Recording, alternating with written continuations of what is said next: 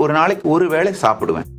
பூஜை பண்ணிட்டு பெருமானுக்கு நிவேத்தியமா வைக்கிற அந்த நிவேத்தியத்தை அதுக்கு பிறகு பிரசாதமாக அந்த உணவே தான் சாப்பிட்ற வழக்கம்.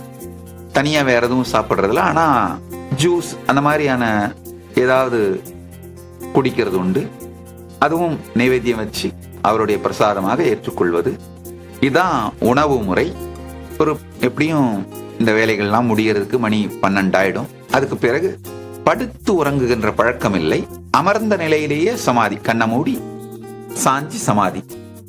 இதுதான் இரவு உறங்குகின்ற முறை.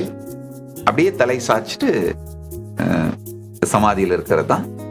பிறகு அந்த விடிய கால ஒரு 4 மணி அளவுக்கு எழுந்து சகஜ சமாதியிலே என்னுடைய வாழ்க்கையை நிகழ்த்துகின்றேன்.